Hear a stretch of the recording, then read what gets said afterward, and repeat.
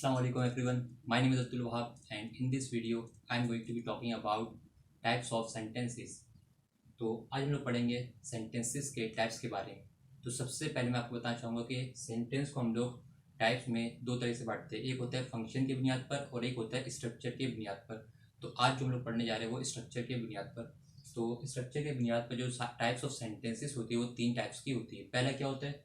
Simple sentence, दूसरा होता है कंपाउंड सेंटेंस और तीसरा होता है कॉम्प्लेक्स सेंटेंस।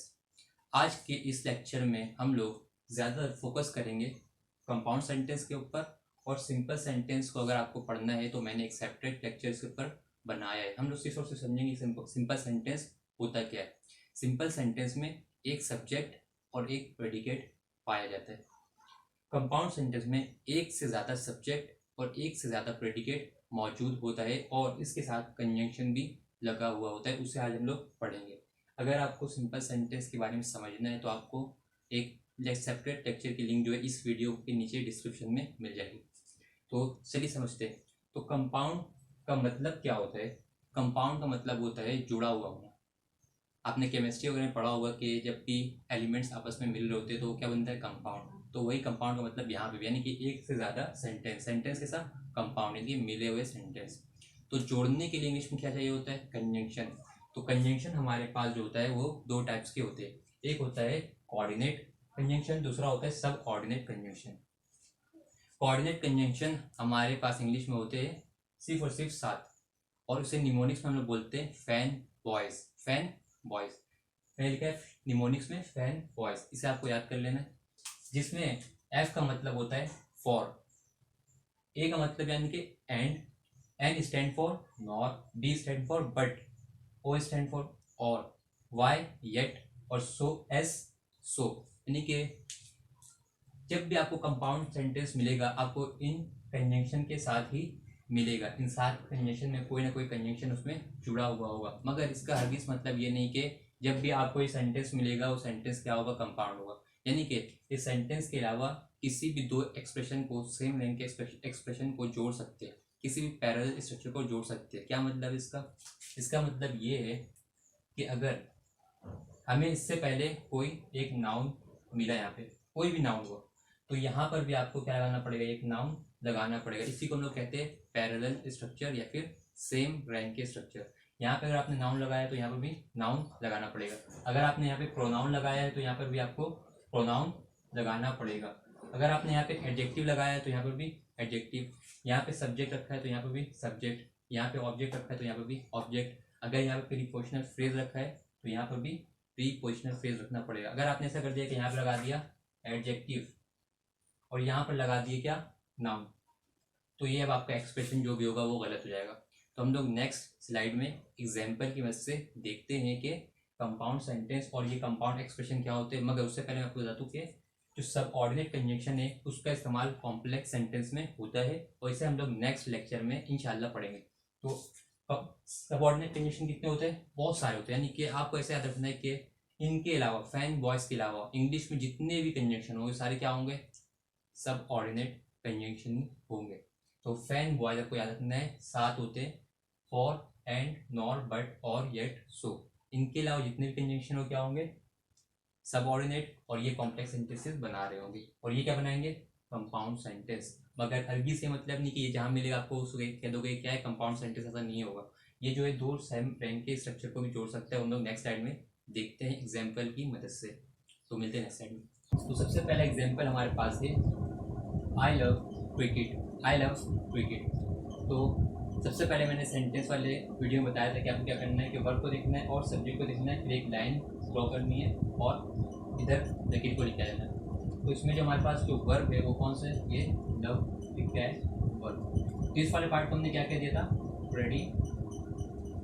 प्रेडिकेट ये हमारा हो गया प्रेडिकेट, और ये वाला पार्ट जो था हमारा क्या हो गया था? सब्जेक्ट। तो अभी हमारा सब्जेक्ट कैसा है? देखिए आई की बात हो रही कि मैं क्रिकेट को बहुत ज़्यादा पसंद करता हूँ, आई लव क्रिकेट। और यहाँ पर प्रेडिकेट कितना है? एक ही है। वर्ब को आप देख लो, वैसे क्या है? ये ऑब्जेक्ट। ये क्या है इसका? Cricket object. ठीक है, इसका ऑब्जेक्ट। तो आई लव क्रिकेट, इसमें एक सब्जेक्ट है और एक प्रेडिकेट है। तो ऐसे सेंटेंस हम बोलते हैं सिंपल सेंटेंस। ठीक है, अब नेक्स्ट सेंटेंस देखते हैं कि राजू सिंग्स सॉन्ग्स, राजू जो है गाने गाता है। तो यहाँ पे भी वही साहब है, क्या करना है आपको, एक लगे खींच देना है और ये रहा वर्ब आपका और ये रहा इसका ऑब्जेक्ट। सही है, सॉन्ग क्या है इसका, सिंग का ऑब्जेक्ट, और राजू क्या करता है, गाने गाता है। राजू जो है गाना गाने का परफॉर्म करता है। यहाँ पर भी एक सब्जेक्ट और एक प्रेडिकेट, एक सब्जेक्ट एक predicate, simple sentence. Next sentence, Raju and Ali sing songs. अब क्या हुआ, यहाँ पे राजू आ गया, राजू यहाँ पे पहले भी था, और यहाँ पे अली भी आ गया, राजू एंड अली। और यहाँ पे एंड क्या है, मैंने बताया था ना कि एंड क्या है, फैन बॉय में से एक कंजंक्शन है, कोऑर्डिनेट कंजंक्शन। यानी कि क्या कर रहा है, दो सब्जेक्ट को आपस में जोड़ रहा है। मैंने कहा था ना कि ज़रूरी नहीं कि ये पूरे सेंटेंस को जोड़ेगा, ये किसी भी दो एक्सप्रेशन को भी जोड़ सकता है। तो यहाँ पे क्या कर रहा है, ये रहा एक राजू सब्जेक्ट और ये रहा एक अली सब्जेक्ट, तो इन दोनों को जोड़ करके ये क्या कर रहा है, इसको एक कंपाउंड सब्जेक्ट बना रहा है। ये क्या है, एक और एक, यानी कि क्या मिल गया आपस में, तो बन गया कंपाउंड सब्जेक्ट। यहाँ पे क्या था, कॉमन सब्जेक्ट, तो ये नॉर्मल सब्जेक्ट है। यहाँ पे क्या हो गया, compound subject. Raju and Ali sing songs, क्या करते हैं, गाना गाते हैं। और यहाँ पे प्रेडिकेट क्या है, वही सिंपल प्रेडिकेट है, सिंग सॉन्ग, ये रहा वर्ब और ये रहा इसका object song. Raju and Ali compound subject. ये मगर अभी कंपाउंड सेंटेंस नहीं है, क्योंकि यहाँ पे एक ही सेंटेंस है, एक ही सब्जेक्ट है और एक प्रेडिकेट है। वो अलग बात है कि क्या हुई सेंटेंस में कंपाउंड सब्जेक्ट आ गया बस, मगर सब्जेक्ट कितना है, एक ही सब्जेक्ट है और एक ही प्रेडिकेट है, तो क्या बनेंगे, simple sentence.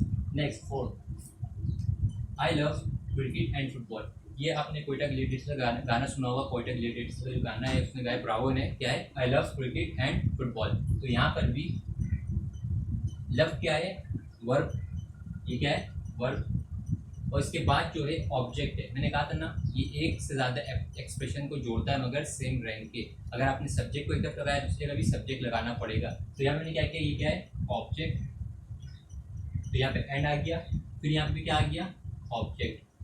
Subject can be noun और pronoun, object can be noun और प्रोनाउन। तो यहाँ पे फुटबॉल क्या है, नाउन है, यहाँ पे भी क्रिकेट भी क्या है, नाउन है, ये दोनों क्या है, ऑब्जेक्ट है। तो इसने क्या किया, इस बार दोनों ऑब्जेक्ट को कनेक्ट कर दिया इस एंड में। मगर अब ये सेंटेंस कैसा है, अभी भी ये सिंपल सेंटेंस है। आपको एंड को देख करके ये नहीं बोलना कंपाउंड सेंटेंस, ये अभी भी क्या है, सिंपल सेंटेंस है। क्यों, क्योंकि इसमें एक सब्जेक्ट मौजूद है, एक सब्जेक्ट है और एक पूरे क्या हो रहा है, लव के बाद पूरा ये प्रेडिकेट मौजूद है, कि एक सब्जेक्ट एक प्रेडिकेट, तो सिंपल सेंटेंस। नेक्स्ट सेंटेंस देखते हैं, यहाँ पे Raju play cricket and watch football.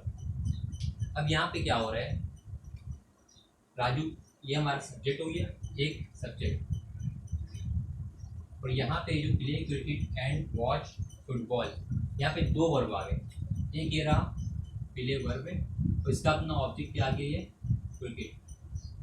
आए राजू प्ले क्रिकेट, ये एक प्रेडिकेट इसका कंप्लीट हो गया, ये क्या है, पूरा एक प्रेडिकेट, प्ले क्रिकेट क्या हो गया, एक प्रेडिकेट।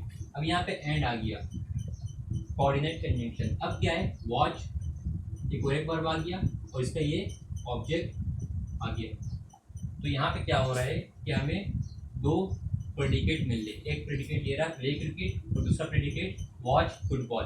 तो यहाँ पे क्या हो रहा है, यहाँ पे जैसे सब्जेक्ट कोऑर्डिनेट सब्जेक्ट, यहाँ पे कंपाउंड सब्जेक्ट, उसी तरह यहाँ पे कंपाउंड प्रेडिकेट मिल रहे हैं। मगर अभी भी ये जो सेंटेंस है सिंपल है, क्योंकि इसमें सब्जेक्ट एक ही है और प्रेडिकेट भी एक ही है। वो अलग बात है, प्रेडिकेट कैसा हो गया, कंपाउंड प्रेडिकेट। यहाँ पे क्या हो गया था, कंपाउंड सब्जेक्ट। मगर ये सेंटेंस क्या है, अभी भी ये सिंपल सेंटेंस, कंपाउंड सेंटेंस नहीं है। कंपाउंड सेंटेंस की शर्त है एक से ज़्यादा सब्जेक्ट और एक से ज़्यादा प्रेडिकेट होना चाहिए।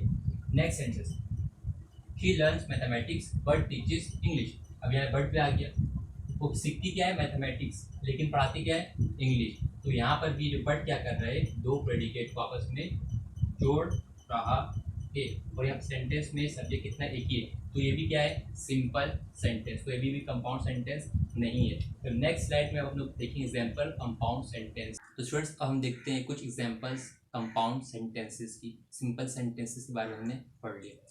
तो यहाँ पर आपको देखना है कि मैंने क्या कहा था, कंपाउंड सेंटेंस में एक से ज़्यादा सब्जेक्ट और एक से ज़्यादा प्रेडिकेट मौजूद होगा, तभी वो कंपाउंड सेंटेंस कहलाएगा।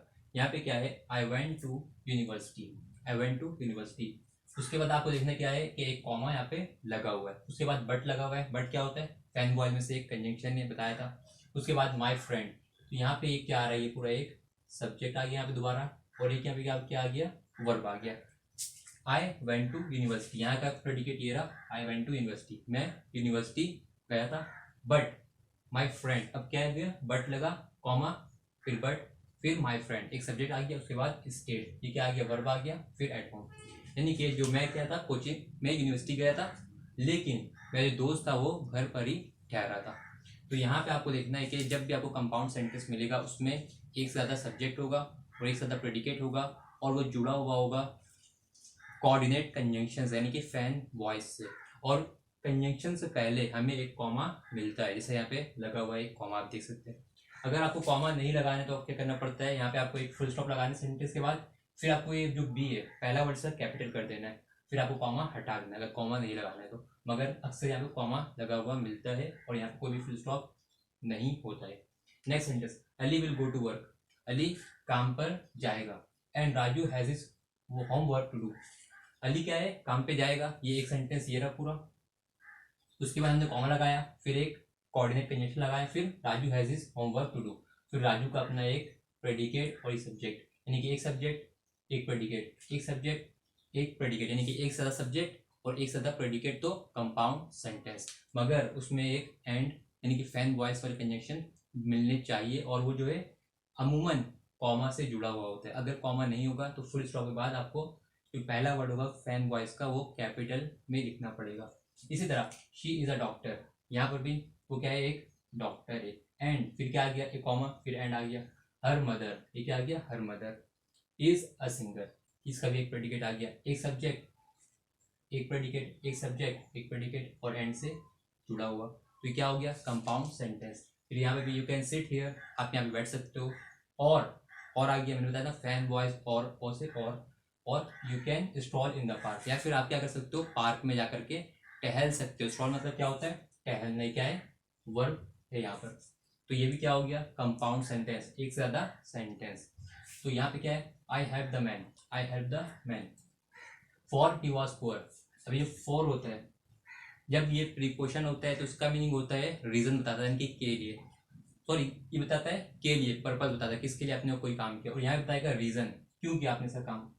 ये क्या है, यहाँ पे कंजंक्शन है, इसीलिए यहाँ पे देखिए एक कॉमा लगा हुआ है। तो ये पहचान होती है, अगर जब भी आपको पता करना फॉर का मीनिंग क्या आ रहा है, के लिए आ रहा है, फिर चूंकि आ रहा है। यहाँ पे क्या है, चूंकि, क्यों, क्योंकि यहाँ पे एक कॉमा भी लगा हुआ है और ये कोऑर्डिनेट कंजंक्शन है, प्रीपोजिशन नहीं है। तो ये क्या हो गया, ये भी एक सेंटेंस पूरा हमारा क्या हो गया, कंपाउंड सेंटेंस, ये सिंपल सेंटेंस नहीं है। ये क्या है, यहाँ पे इसका क्या है, इसका अपना सब्जेक्ट मौजूद है, प्रेडिकेट मौजूद है और ये रहा सब्जेक्ट इसका मौजूद है, सही है। तो ये क्या हो गया हमारा कंपाउंड सेंटेंस। तो आप लोग क्या बोल सकते हो, यानी कि इसको बोलते हैं इतने पार्ट को, ये सेंटेंस पूरा कंप्लीट हो गया, इतने पार्ट को हम बोलते हैं कोऑर्डिनेट क्लॉज। क्या बोलते हैं, कोऑर्डिनेट क्लॉज, यानी कि एक मेन क्लॉज में एक कोऑर्डिनेट क्लॉज मिला हुआ होगा तो हम उससे क्या बोल देंगे, कंपाउंड सेंटेंस।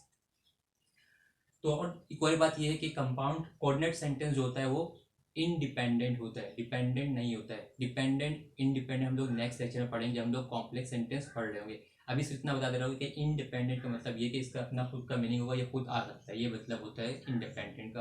मगर कॉम्प्लेक्स सेंटेंस जो है खुद सेंटेंस जो है अपना पूरा मीनिंग कन्वे नहीं करता, मीनिंग पूरा नहीं आ रहा तो इसका अपना मीनिंग पूरा आ रहा होता है।